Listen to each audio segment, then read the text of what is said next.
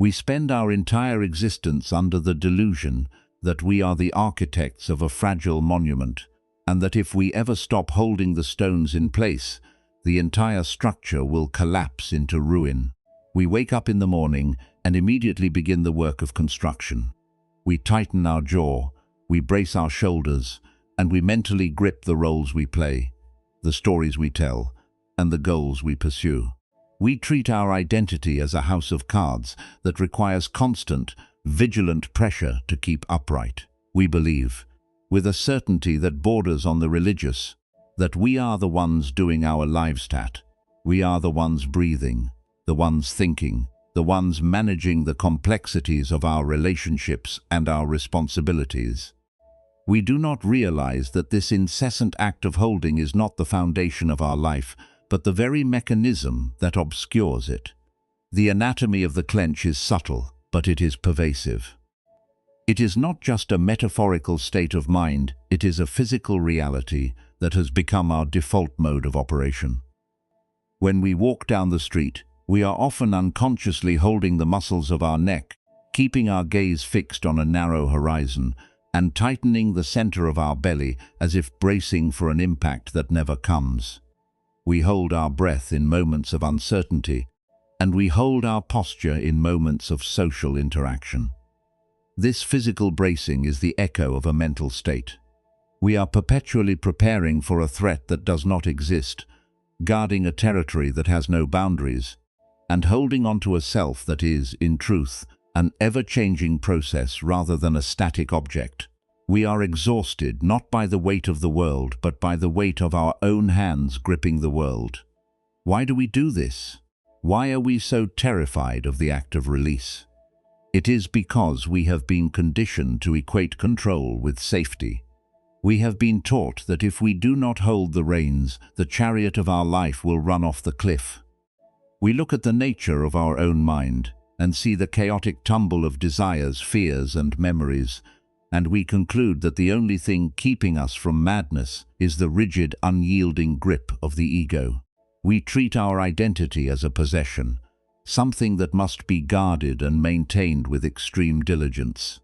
We believe that if we stop holding our personality, the particular way we speak, the specific opinions we hold, the narrative of our own history, will simply dissolve into nothingness. We are afraid that if we lose the grip, there will be no us left to inhabit the world. But this fear is the greatest architecture of our imprisonment. The clench is not an anchor. It is a weight. It is not a way of holding ourselves together. It is a way of holding ourselves apart from the world, apart from the present moment, and apart from the truth of our own nature. When we are clenching, we are not fully participating in reality. We are interacting with reality through the filter of our own tension. We are like a person who tries to hold a handful of water. The harder we squeeze, the faster it slips through our fingers.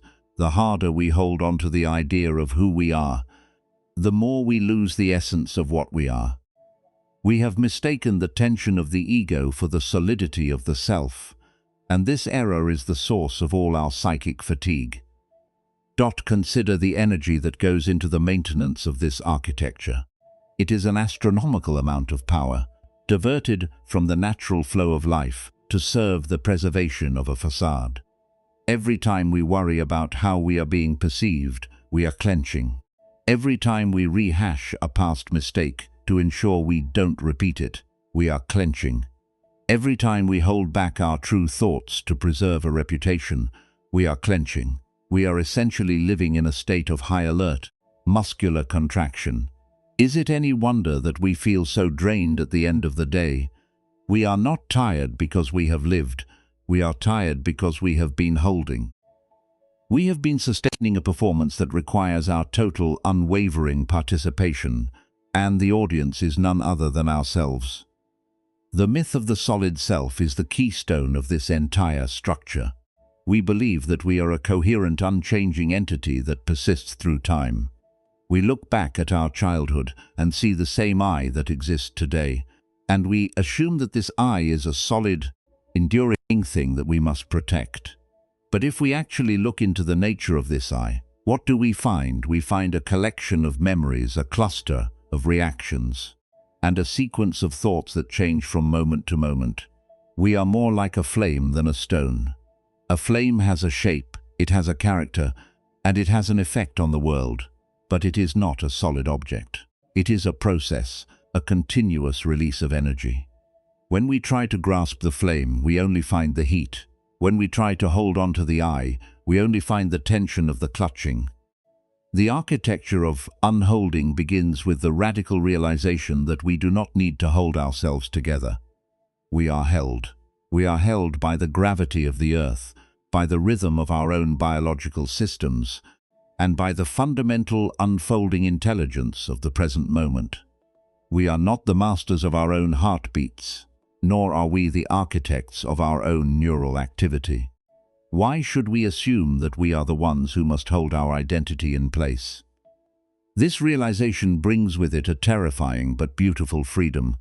It suggests that if we were to let go, if we were to stop clenching, we would not fall into ruin. We would fall into the arms of the universe. We would discover that the structure of our life does not depend on our constant, frantic intervention, but on the effortless, spontaneous order that is already operating beneath the level of our conscious effort. This is the meaning of structural release. It is not about becoming lazy or indifferent. It is about becoming efficient. It is the movement from forced exertion to natural alignment. Think of a master athlete. When they are at their peak, they are not clenching. They are relaxed, responsive, and fully integrated with the moment. Their strength does not come from tension. It comes from the ability to release tension exactly where it is not needed. We too must learn to be master athletes of our own existence. We must learn to identify the places where we are holding on too tight. The ego's need to be right, the desire to be approved of, the fear of appearing foolish, and deliberately, consciously, release the pressure. We are so accustomed to the feeling of tension that we no longer recognize it as a state. We mistake the chronic ache of our shoulders and the constant hum of our mental anxiety for the natural condition of being human. We have forgotten what it feels like to be truly, fundamentally unheld. But if you sit for even a few minutes and consciously scan your body, you will be shocked to find how much effort you are expending simply to remain in your seat. You are holding your shoulders up. You are holding your face in a certain expression. You are holding your breath in a shallow, guarded pattern. Even the way you think is a form of holding. You are clutching at your thoughts, keeping them on a short leash, refusing to let them simply be. The process of unholding is not a sudden, once-and-for-all event. It is a daily, minute-by-minute practice of noticing the clench and choosing the release. It starts with the recognition of the habit. The next time you feel a surge of frustration, stop for a second and notice your body. Are you clenching? Notice the sensation of the tension, not as a problem to be solved, but as a data point. Say to yourself, I am holding right now. Just that recognition is the first step toward freedom. You do not need to force yourself to relax, for that is just another form of holding. You simply need to acknowledge the effort. The recognition itself provides the space for the tension to begin to soften on its own. As we begin this process, we encounter a strange paradox. The ego fights back. The ego loves the clench. The ego feels validated by the tension. It thinks that if it is tense, it is working. If it is working, it is important. If it is important, it is real. When we try to let go, the ego immediately whispers that we are losing our edge, that we are becoming sloppy, that we are risking our future. We must learn to recognize this voice for what it is, the frantic defense of a structure that is afraid of its own liberation. We must be willing to live with the discomfort of letting go, understanding that the panic we feel is not a signal of disaster, but the sensation of a habit dying. There is a deep, hidden comfort in the clench, precisely because it makes us feel like we are in charge. When we hold on to our opinions, we feel like we are protecting our territory. When we hold on to our roles, We feel like we are secure in our place in the world. Letting go requires a kind of faith that the world will not vanish if we stop playing the part we have assigned ourselves. This is the faith of the steward. It is the faith that there is a deeper, more resilient structure within us that does not require our constant nervous maintenance. It is the faith that we are not the house. We are the inhabitant, and the house will continue to stand even if we stop holding the ceiling up with our hands. The architecture of our identity is, in the end, an architecture of fear. We built it because we were once afraid, and we continue to build it because we are afraid we might have been wrong to start with. But what if we were wrong? What if the whole edifice of our self-importance is unnecessary? This is the most profound question we can ask. If we let go of the need to be perceived as successful or smart or kind or virtuous, what is left? Is it nothingness, or is it a space of incredible, untapped freedom? We believe that we are defining ourselves by our actions, but we are actually just cluttering our own space. We are decorating a prison cell and calling it a home. Unholding is not an act of erasure. We are not becoming blank slates. We are becoming clear channels. When we release the clench, we do not lose our personality, we gain our character. We lose the affectation and the posturing, and we gain the authenticity of being. We stop trying to convince the world of who we are, and we simply are. This is a much more powerful way of being. There is a magnetic quality to a person who is not holding on to their own image. They are easy to be with. They are transparent. They do not trigger our own insecurities because they have no need for our validation. They are at rest in the architecture of their own being, and that rest is infectious. We must also confront the architecture of our desires.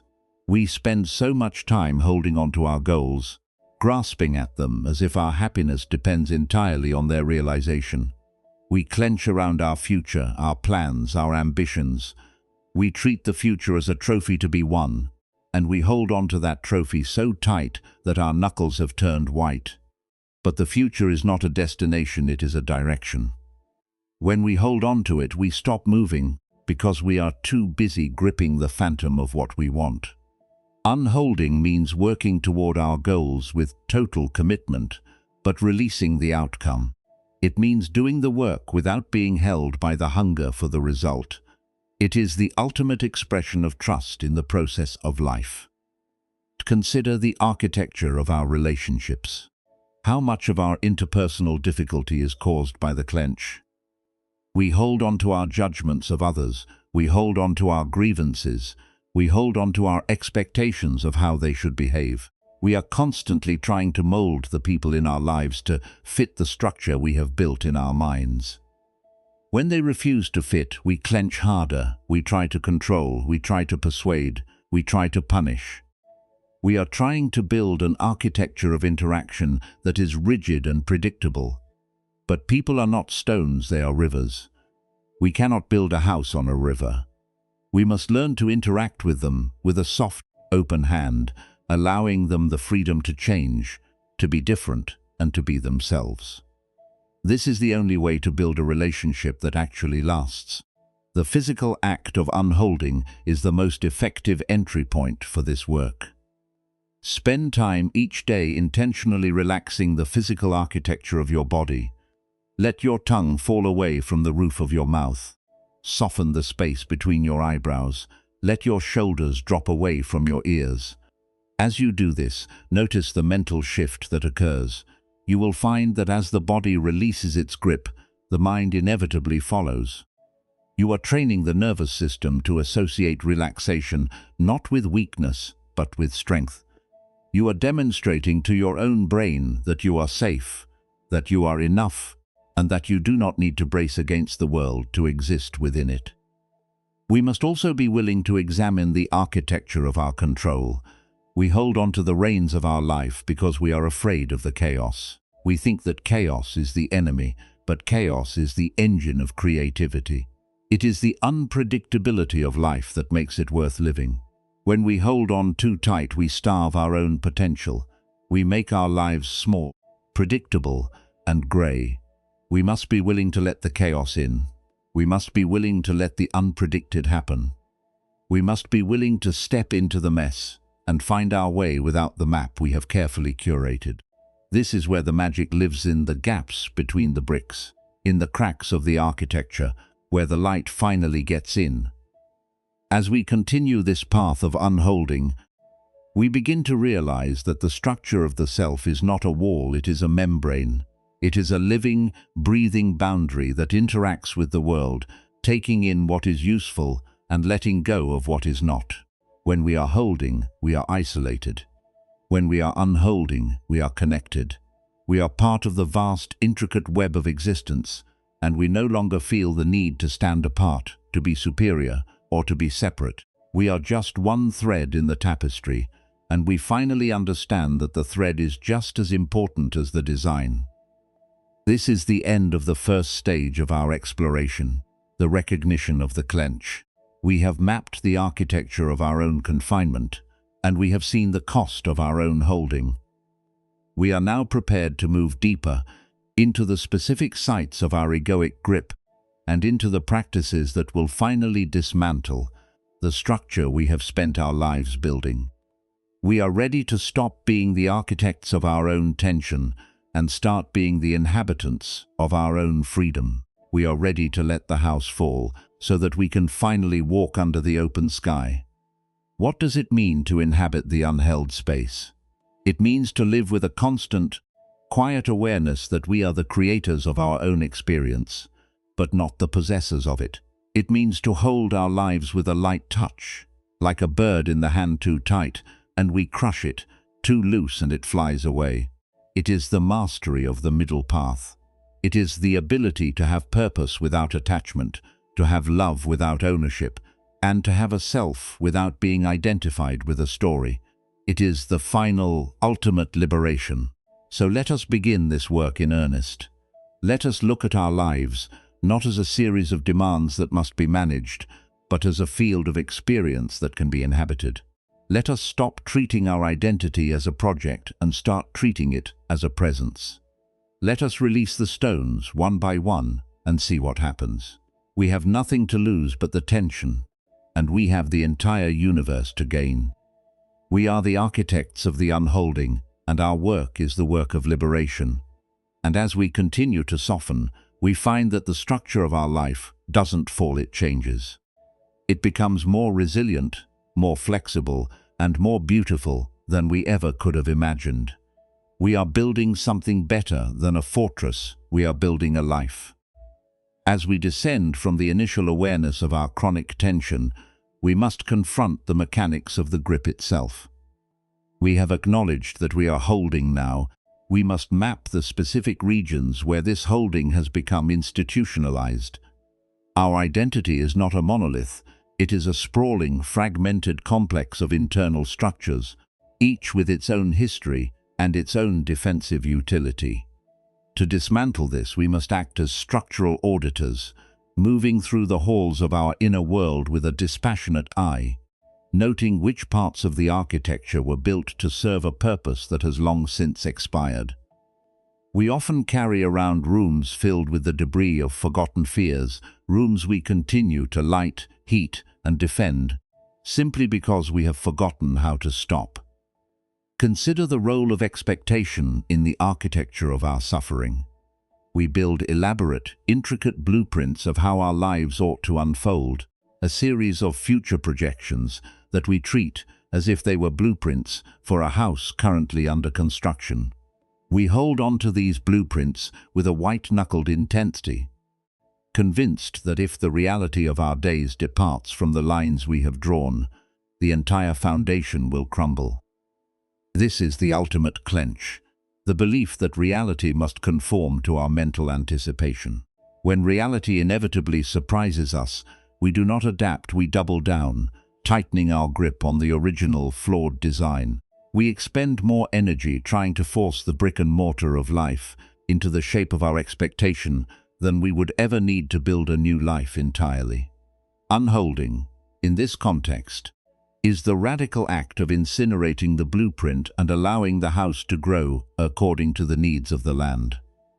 This brings us to the architecture of identity, that fragile scaffolding of titles, roles, and historical narratives we rely on to navigate the world. We build this scaffold so high that we eventually lose sight of the ground beneath us. We hold on to our professional titles as if they were biological necessities. We cling to our past traumas as if they were precious heirlooms. We grip our social standing as if it were the only thing preventing our total evaporation. Every one of these attachments requires a constant investment of mental and emotional labor. We have to constantly rehearse who we are so that the world will recognize us as such. When we meet someone new, we immediately begin the process of installing the scaffolding of our identity, tailoring our stories and our behavior to fit the mold how we have decided to occupy. This is the essence of the clench, the perpetual rehearsal of a self that is never allowed to simply exist. Structural release requires us to perform a controlled demolition of this scaffolding. Imagine walking through your daily life without the need to represent yourself. Imagine entering a meeting or a family gathering with no narrative to defend, no reputation to uphold, and no specific image to project. The first sensation will be one of profound vertigo. You will feel exposed as if you are standing in the open without your armor. This is the precise moment when the architecture of unholding begins. In that exposure, you find that the world does not collapse. You find that you are still breathing, that the air is still cool on your skin, and that the people around you are not actually paying attention to the fragile facade you were so terrified of losing. You discover that your existence is not predicated on the validity of your identity. Canfold, it is predicated on the simple, unadorned fact of your presence. We also find that we use control as a substitute for trust. We hold on to the reins of our relationships, our careers, and our internal states because we are fundamentally afraid of the unpredictable. We treat the people in our lives as if they were moving parts in a machine we have been tasked with maintaining. When they move in ways that threaten our sense of order, we clench, we argue, we manipulate, we withdraw, we tighten the screws. We do not realize that the machine was never a machine. It was a living, breathing, evolving system. By trying to hold it still, we have been stifling its life. Unholding is the shift from the role of the engineer to the role of the gardener. We create the conditions for growth. We provide the sunlight of our presence and the water of our attention. But we accept that we cannot dictate the shape of the leaves or the timing of the bloom.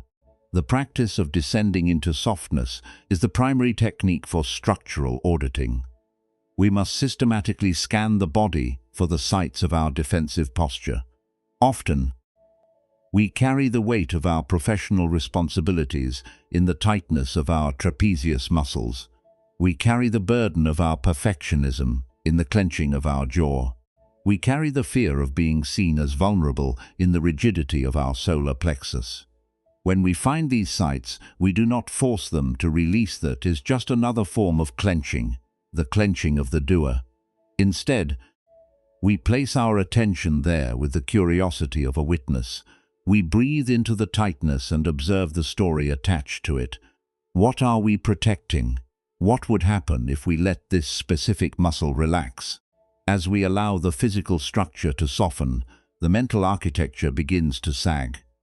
The walls we built to keep out our own vulnerability start to lose their integrity, and the light of the present moment finally reaches the darkened corners of our ego. This process is inherently linked to the architecture of our desires. We clutch at our desires because we have been sold the myth that they are the source of our meaning. We think that if we catch the butterfly of our ambition, we will finally be whole.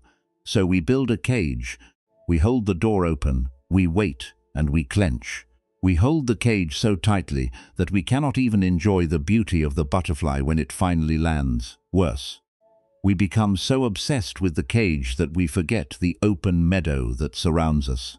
Unholding is the recognition that the desire is not a possession, but an invitation. We can follow the invitation of our desires without needing to possess the outcome. We can work toward our goals with passion and intensity, while simultaneously remaining unattached to whether or not they manifest in the exact way we predicted. This is the difference between a life lived in fear of loss and a life lived in gratitude for the process. We must also audit the architecture of our grievances. Every time we hold on to a past hurt, we are building a brick into the prison wall. We polish the grievance, we retell the story, we examine the details of the injury, and we reinforce the structure of our victimhood. We think this is a way of maintaining our self-respect, but it is actually a way of maintaining our captivity. The grievance requires a constant investment of emotional energy.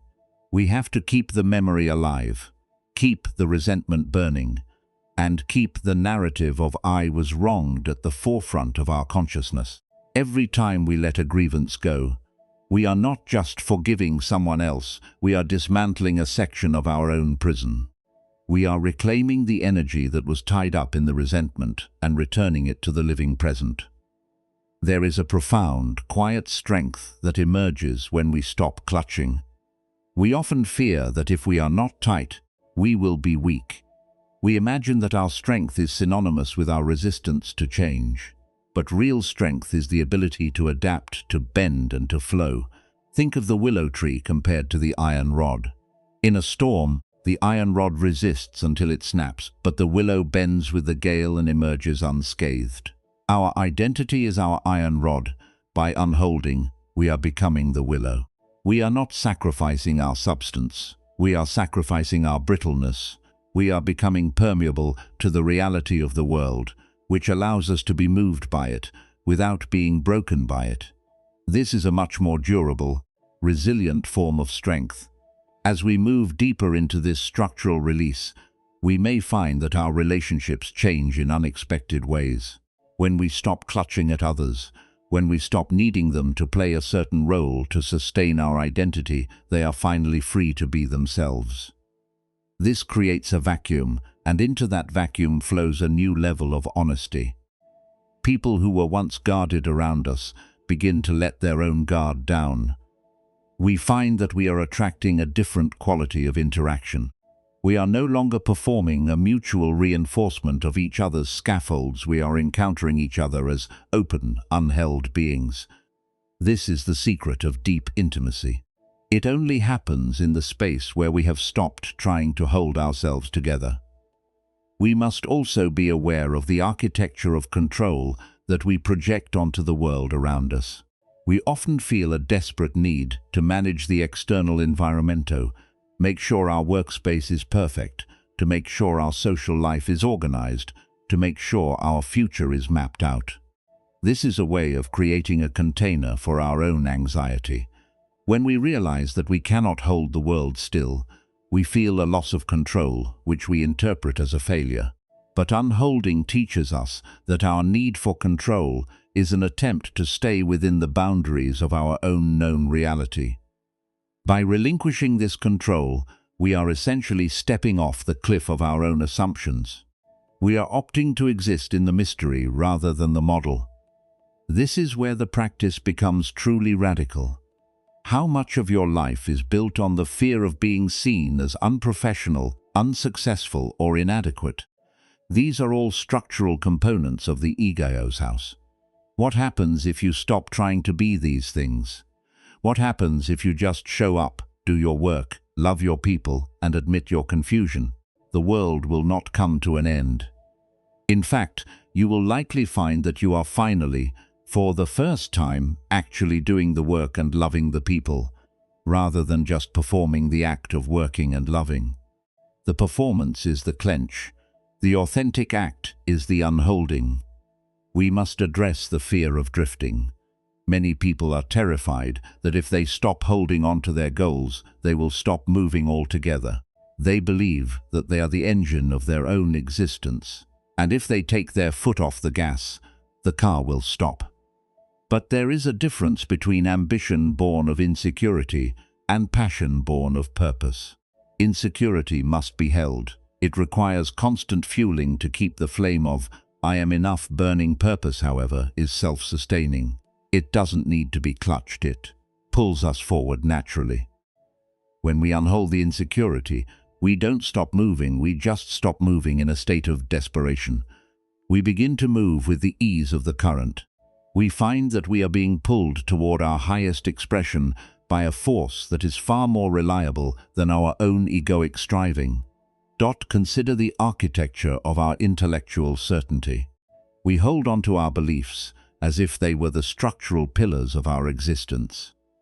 We are ready to defend our opinions, our political positions, and our scientific worldviews with a fervor that borders on the fanatical. We are essentially saying that if we are wrong about these ideas, we are fundamentally flawed as human beings. But beliefs are just tools for navigating reality, and tools must be discarded when they no longer serve the task. To hold on to a belief once it has ceased to reflect the truth is to build our house on sand. Unholding means being willing to change our minds, to admit we were wrong, and to remain in a state of intellectual humility. It is the ability to hold an opinion without being held by it.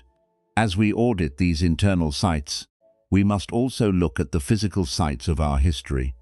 We hold on to the history of our trauma as if it were a monument to our resilience. We tell our stories of injury and endurance as a way of justifying the structure we have built.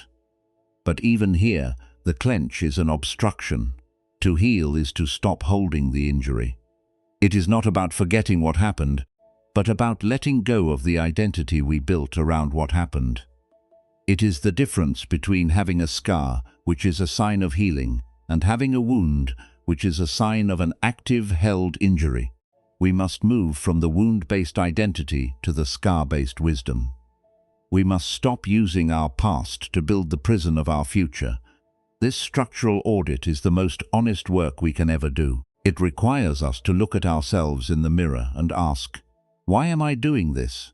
Why am I holding this pose? Why am I keeping this story alive? If the answer is to feel safe or to feel significant, then we have found a site of structural weakness. We are relying on an external crutch to hold up our internal architecture. The work is to remove the crutch and find the strength to stand on our own. It is the work of finding the core of our being, the indestructible, unheld, silent and luminous essence that was always there, waiting for the clutter to be cleared away. There is a moment in this practice where we hit the bottom of the structure. We have dismantled the identity, the expectations, the grievances, and the control mechanisms. We have cleared the rooms of the ego, and we are standing in the center of the house we spent our whole life building. And suddenly, we realize that the walls are not necessary. The roof is not necessary.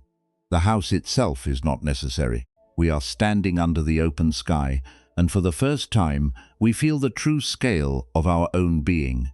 We are not the house, we are the space that the house was occupying. We are not the structure, we are the presence that allowed the structure to exist. This realization is the key to the final liberation. When we understand that we are the space, the clench becomes impossible. How can you hold space? How can you squeeze the infinite?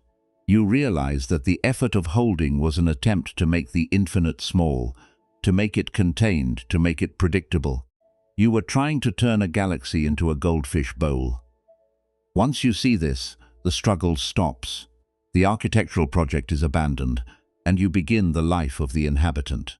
You begin to live as the presence that you truly are, unfolding into the world without the need to hold, to defend, or to construct. What remains then for the steward of this unheld life? There is still a world to live in. There is still work to be done. There is still love to be given. But the way in which we live, work and love is transformed. We do it from the center, not from the scaffold. We do it with a soft hand and an open heart. We move through the structures of the world, the organizations, the families, the societies, but we do not take their shape. We remain as fluid as the water that fills the glass but is never trapped by it. We are the masters of the unheld life, and our existence is the architecture of the spirit. Keep returning to the audit. Keep checking your jaw, your shoulders, your breath. Keep looking at your stories and asking if they are still serving you. Keep releasing the grip on the things you cannot control. The practice of structural auditing is not a chore, it is a celebration. It is the process of peeling away the bark to reveal the wood. It is the process of clearing the dust to reveal the gem. We are getting closer to the truth, day by day, breath by breath, release by release. The structure of the ego is a powerful illusion, but it is no match for the simple, persistent, and radiant presence of the truth. So continue to audit, continue to dismantle, continue to let go.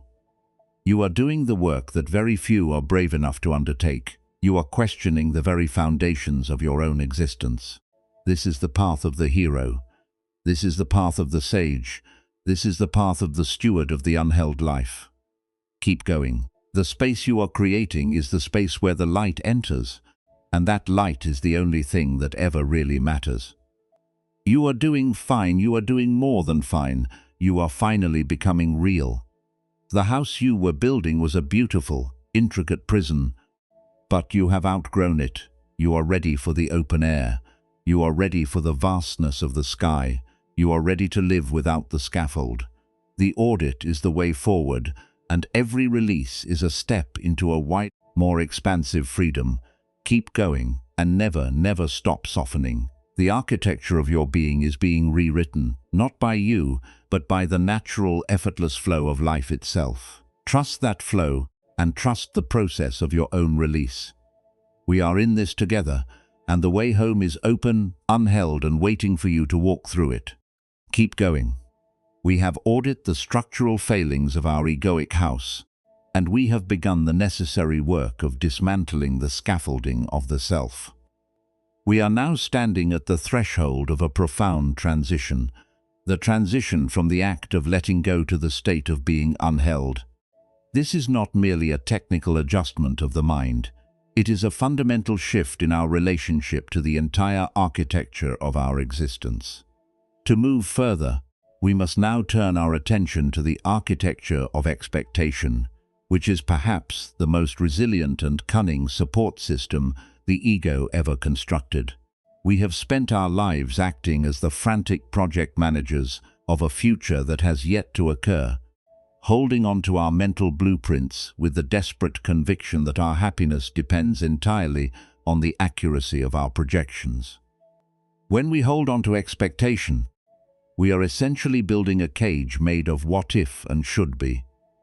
Every expectation is a contract we have signed with reality, a demand that the world behave in accordance with the lines we have drawn. When the world inevitably behaves according to its own chaotic and creative logic, we feel betrayed, disappointed, or anxious. We interpret this discrepancy as a failure of our project management, and we respond by clenching tighter, by building more complex plans, and by trying to anticipate every possible contingency. This is the exhaustion of the architect. We are trying to control the wind by building a wall, forgetting that the wind is what gives our life its movement. The architecture of unholding begins with the radical surrender of this future blueprint. To inhabit the unheld space, we must learn to treat the future not as a destination to be reached, but as a direction to be explored. There is a world of difference between a goal and an expectation. A goal is a compass, it gives us orientation.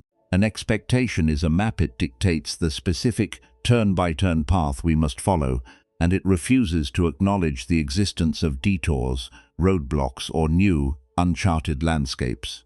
When we release our expectation, we do not lose our purpose, we gain our responsiveness. We move from being trapped by our plans to being engaged with our possibilities. We find that the most profound insights, the most meaningful connections, and the most vital opportunities arrive not through the execution of our blueprints, but through the accidents and the interruptions that our expectations would have labeled as failures. This shift requires a new kind of structural integrity, one built not on the rigidity of prediction, but on the fluidity of presence. We must learn to build our life upon the foundation of the current moment. This is what it means to be truly unheld, to be so fully present in the here and now that the future loses its power to manipulate our state of mind. When we are not holding on to a fixed idea of how things must be, we are free to engage with how things actually are. This is the ultimate form of intelligence. It is the ability to perceive the evolving reality of the situation and to respond with creativity, rather than reacting out of the desperation to protect our original plan. We become the gardener who observes the weather and adapts the work, rather than the architect who complains that the rain is ruining the construction. As we dismantle the architecture of expectation, we find that our relationship to our own desires undergoes a miraculous transformation. We have been conditioned to believe that if we do not hold on to our desires, if we do not obsess over them, worry about them, and constantly measure our progress toward them, they will somehow dissipate or be stolen from us. But the truth is that the things which are meant for us do not require our clutching. They are drawn to us by the quality of our presence and the authenticity of our action. By releasing the grip on the outcome, we are not abandoning our ambitions, we are liberating them from the toxicity of our own anxiety. We are allowing our work to be an expression of our being, rather than a frantic attempt to purchase our future security. This leads us to the architecture of identity, the most labyrinthine room in our internal house. We have spent our entire lives curating a specific version of who we are, a polished, reinforced, and defended public persona that we protect with an intensity that is, frankly, unsustainable. We hold on to our titles, our reputations, and our self-definitions as if they were the literal walls of our house. If someone criticizes our work, we feel it as a breach of the wall. If someone challenges our opinions, we feel it as an attack on the foundation. We are living in a house of glass, constantly bracing for the next stone to be thrown. The practice of unholding is the practice of stepping out of this house and realizing that we were never the house. We were the space, the light, and the life that was trying to live within those cramped artificial confines. To dismantle the architecture of identity, we must cultivate the courage of the anonymous self. This is the practice of showing up in the world without the need to be defined by it. It is the act of doing the work, loving the people, and participating in the life of our community without the need for the validation of our own story. When we are unheld, we do not need to be the hero, the victim, the leader, or the martyr. We can simply be the person who is present. This is an incredibly liberating state. It frees us from the exhausting burden of maintenance. Think of how much energy you spend each day managing your image. Think of the conversations you have, where you are actually just waiting for your turn to speak, to assert your identity, to remind others of who you think you are. What would happen if you let all of that go? In the unheld space, you discover that you are much more interesting and much more lovable as a human being than you ever were as an image. When you stop holding on to your story, you become permeable to the stories of others. You become a listener, a witness, and a participant, rather than a performer. This is the true architecture of connection. Real intimacy can only occur when two unheld people meet in the space of the present moment.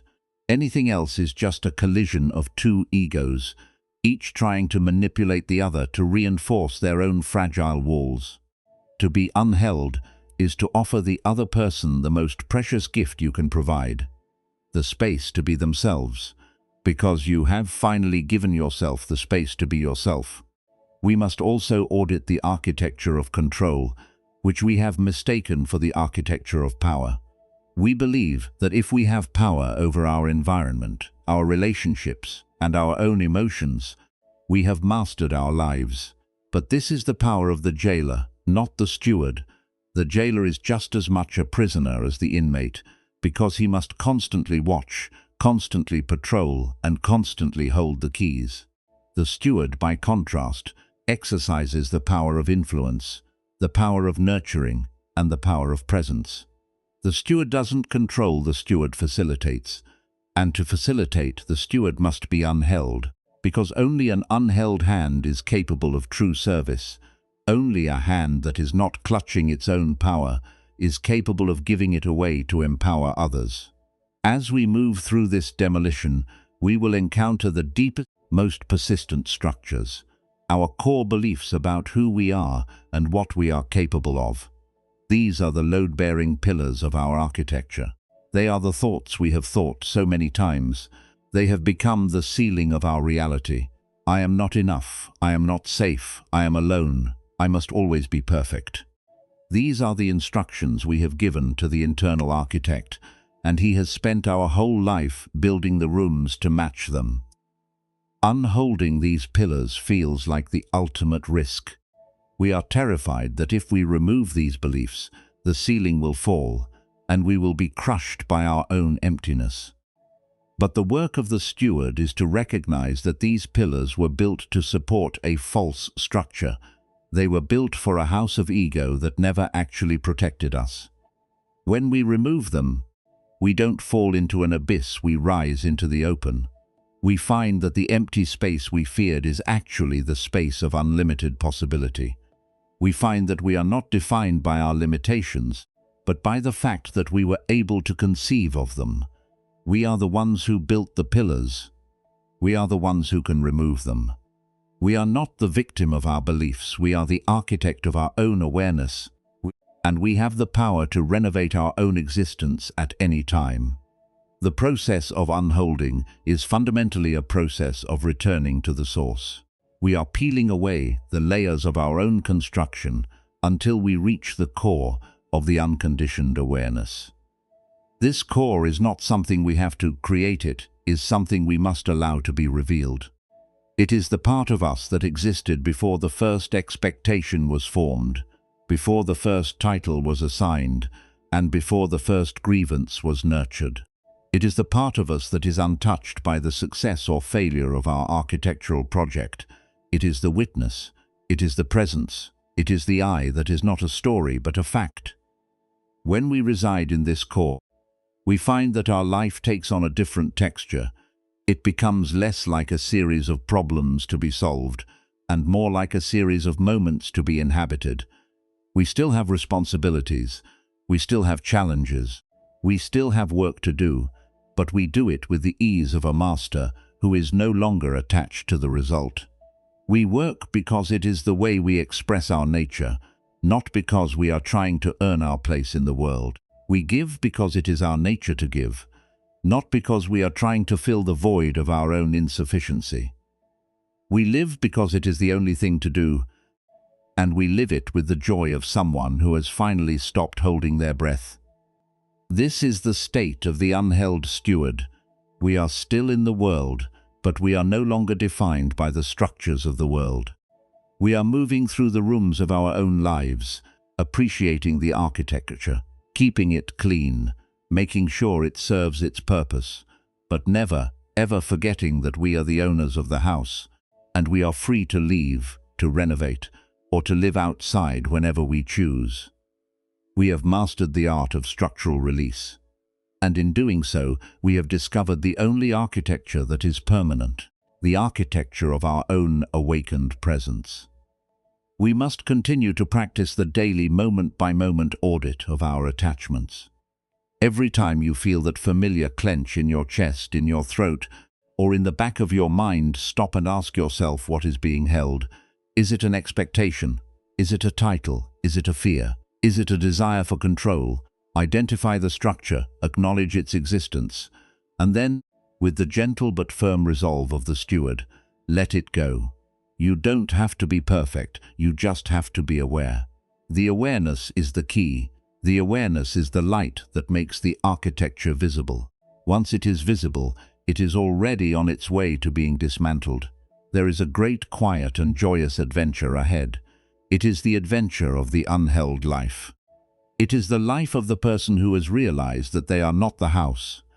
And they are not the architect, they are the space in which all experience unfolds. This is a life of unimaginable freedom.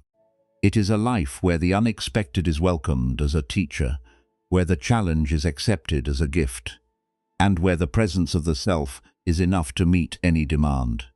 We are becoming the stewards of our own infinity, and the path forward is as vast, as open, and as beautiful as the horizon itself. So, continue the work of the audit, continue the dismantling, continue the practice of releasing the grip. You are doing something of immense world-altering significance. You are changing the way you show up in your life, and in doing so, you are changing the fabric of the reality you inhabit. You are becoming a person who can move through the world without adding to its weight, a person who leaves a trail of openness and ease wherever they go. This is the greatest service you can provide. This is the highest expression of your own potential. Keep going. The house is changing, but the inhabitant is finally truly waking up. Remember that the silence is your anchor, and the unholding is your practice. Whenever you feel the urge to return to the scaffolding, whenever you feel the panic of the void, whenever you feel the need to do your identity, return to the breath, return to the body, return to the simple, unadorned fact of your presence. This is the ground that will never move. This is the architecture that will never fail. You have done the hard part. You have seen the truth. Now, you just have to live it, one release at a time. Keep going and let the house fall so that you can finally be free. As the structure of your ego continues to soften, you will notice a lightness in your chest, a clarity in your mind, and a sense of possibility in your eyes. This is the sensation of the soul breathing for the first time in years. You have been holding your breath for so long that you forgot what it felt like to be fully expanded. Now, you are expanding into the fullness of who you were always meant to be. This is your birthright. This is your true inheritance. This is the reality that lies beneath the scaffolding. Keep going, keep expanding, and keep living in the truth. We are walking this path together, and the way home is open, unheld, and beautiful. There is nothing to be afraid of. The void is not empty, it is full of you. It is full of your potential, your love, your intelligence, and your grace. You are the space that contains the world, and you are the truth that reveals the world. Live as that truth, live as that space. Live as the steward of your own infinite, unheld life. The work is done, the path is clear, and the reality is now. Keep going and never forget that you were never the house, you were always the one living in it, and you are finally, truly free. The silence is yours, the space is yours, and the truth is yours. Walk on and be the light. This is not the end, it is the beginning of the life you were designed to live. It is the beginning of a life of authenticity, connection, and profound, abiding ease. You are the architect of a reality that is no longer held together by fear, but by the natural, effortless presence of your own being. You are the steward of a consciousness that is finally, after all these years, unheld. This is the miracle you were always looking for. This is the truth you were always meant to manifest. Keep living, keep growing, and keep letting go. We are with you on this journey, and the truth is our guide.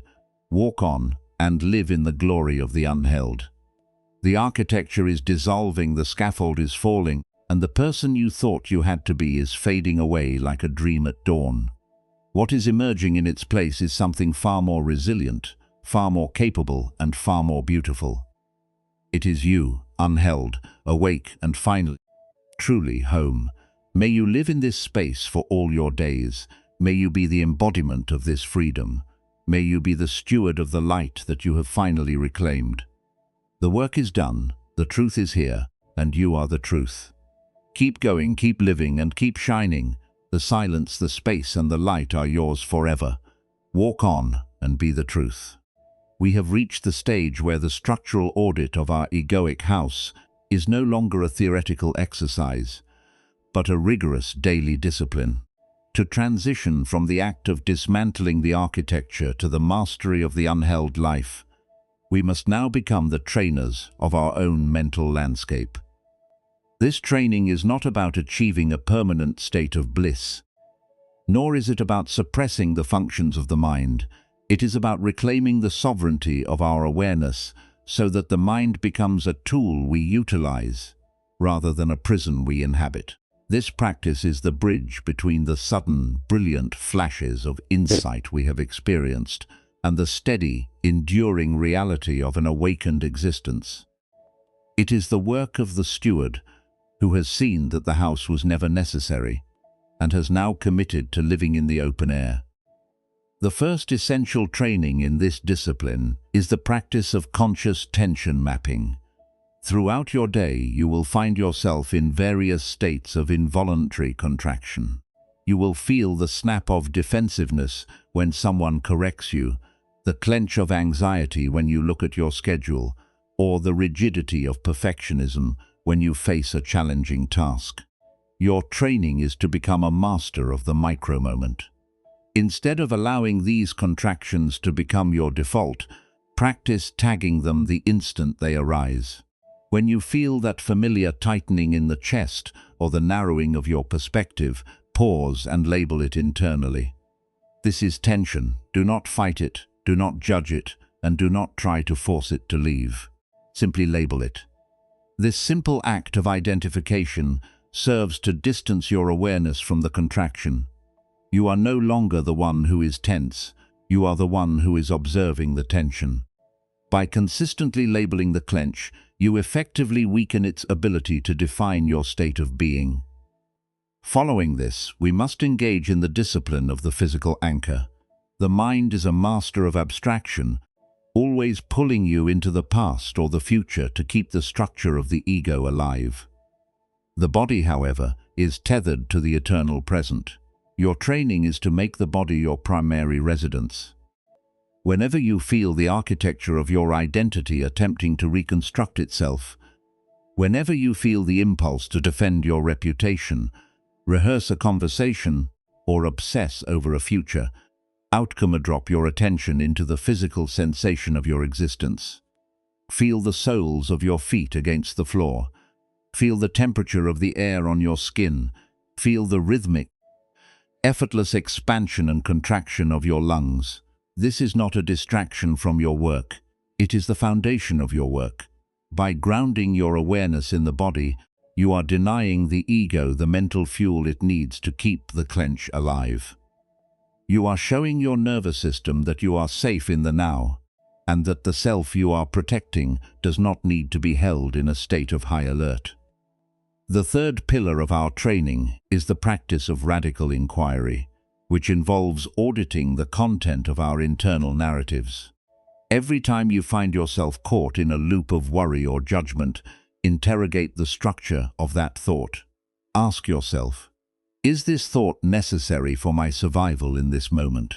Is this thought based on an objective reality, or is it a relic of my past identity? What am I trying to hold on to here? Most of our mental suffering is caused by the repetition of stories that no longer serve us. When you apply the inquiry of the steward, you begin to see that these stories are merely ghosts. They have no power except for the power you grant them through your belief. By questioning the necessity of these thoughts, you are effectively dismantling the load-bearing walls of your anxiety. You are showing yourself that you have the authority to decide which thoughts you will host, and which thoughts you will allow to pass through the space of your awareness. We must also cultivate the practice of the unfinished task, which directly challenges the ego's need for closure and control. The ego is obsessed with completion. It wants everything to be neat, tidy, and resolved, because resolution feels like safety.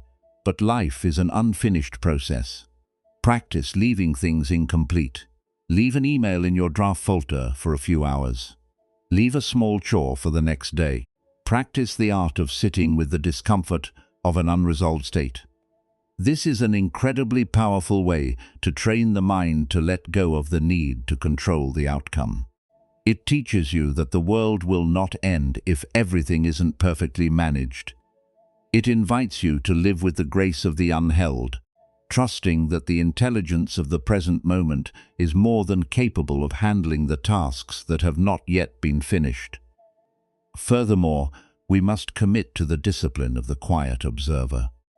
We often think that to be successful or significant, we must be the most vocal person in the room, the one with the most opinions, the one who is constantly contributing to the noise. Practice the opposite. In your next social or professional gathering, challenge yourself to be the most observant person in the room. Observe the interactions, observe the tensions, observe the way others are also holding on to their identities, their stories and their projections. Do not speak unless it is necessary, and when you do speak, let it be from a place of clear, centered stillness. This practice will reveal to you how much of our social existence is merely a performance of the ego. By observing from the silence, you become a source of stability for everyone around you. You are demonstrating that it is possible to be fully present and fully engaged without having to perform an identity. Integrated into this is the practice of the spacious response.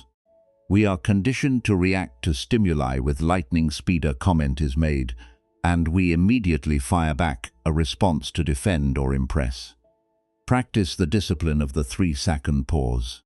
When someone asks you a question, when you receive a difficult message, or when you feel provoked, take 3 seconds before you say a single word. In those 3 seconds, drop your awareness into your body, release the clench in your belly, and connect to the silence. This brief interval transforms your reaction into a response. It shifts you from being an automaton driven by habit to being a steward driven by truth. A response born of silence is always more intelligent, more compassionate, and more effective than a reaction born of the ego's defensive architecture.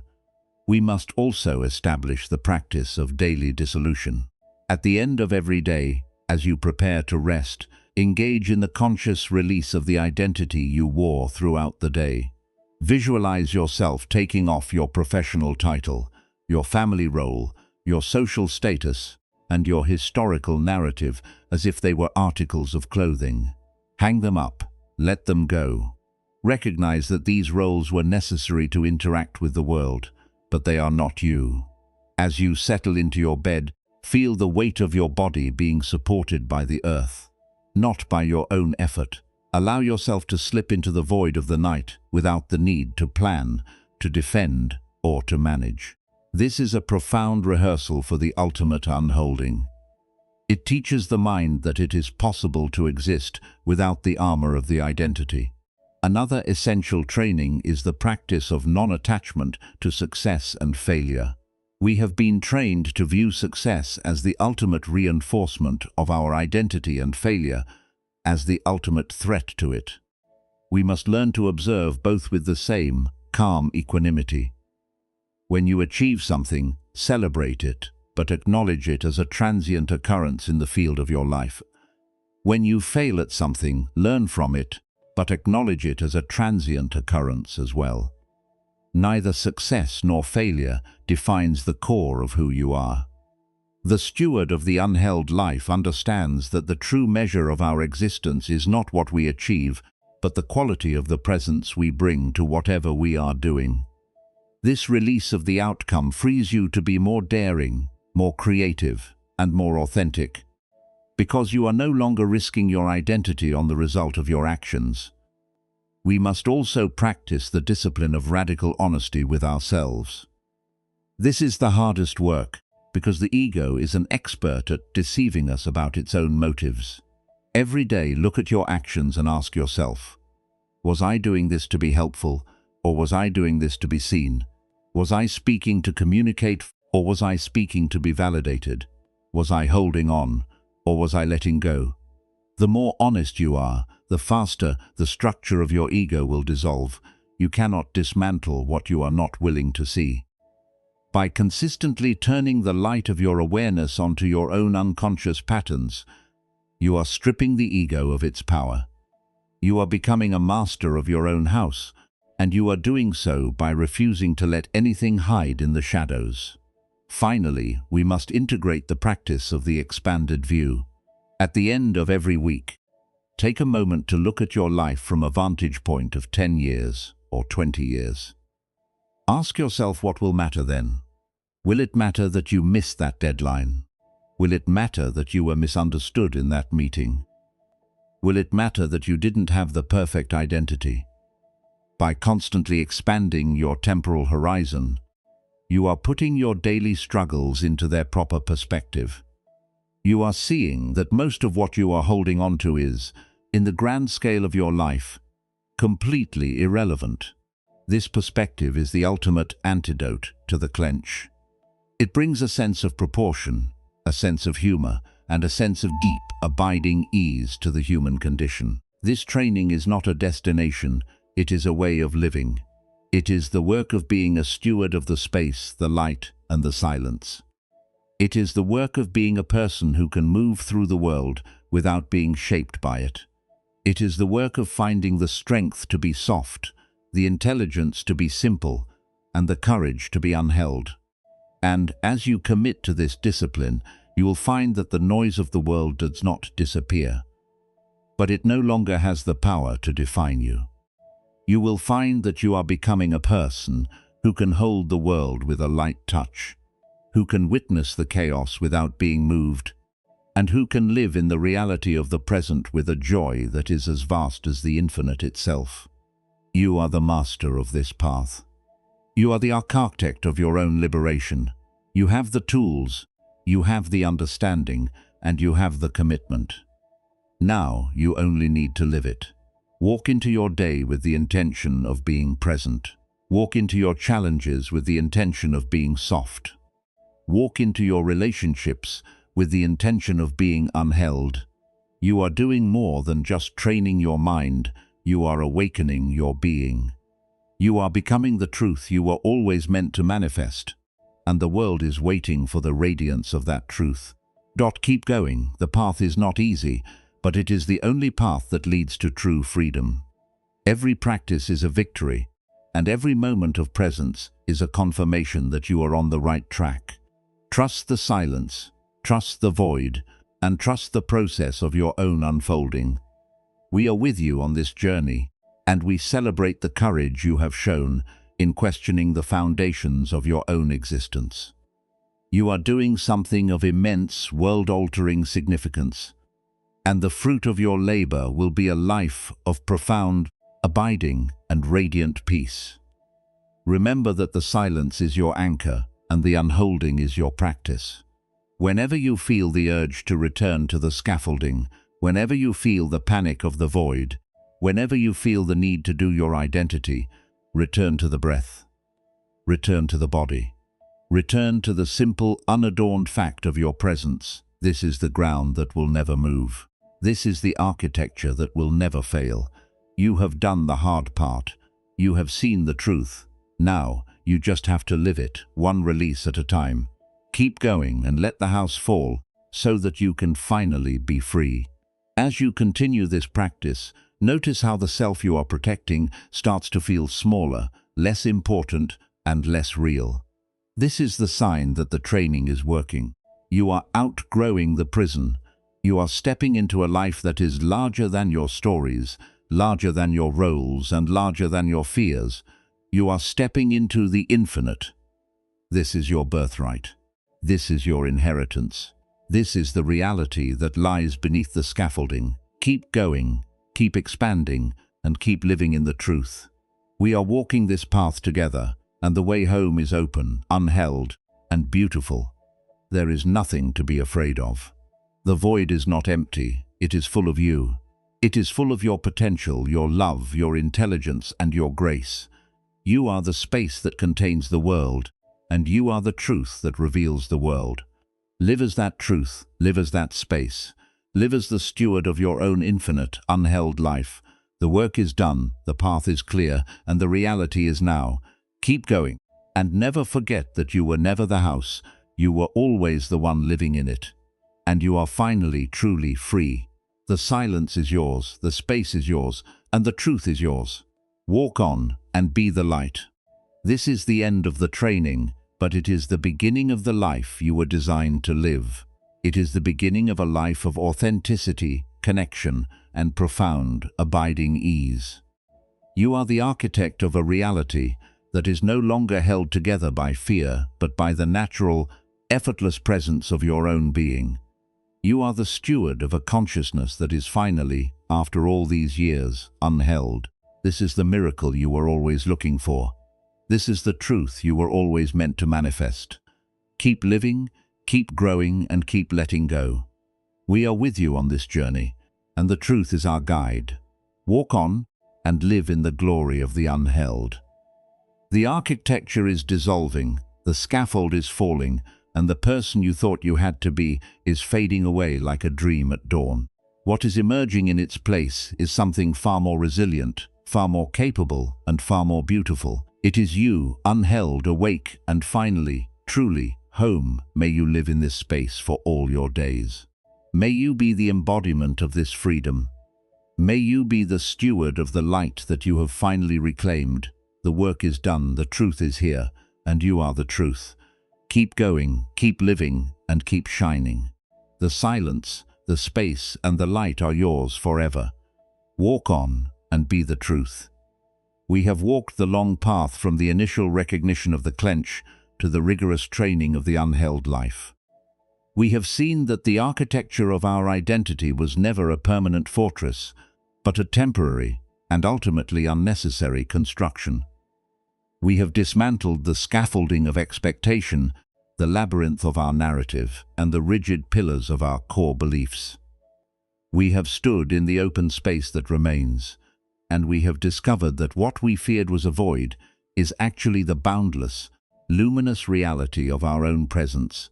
We are no longer the builders of a fragile facade, we are the stewards of an infinite potential. The realization of this journey is that the steward does not need to guard the house, because there is no house to guard.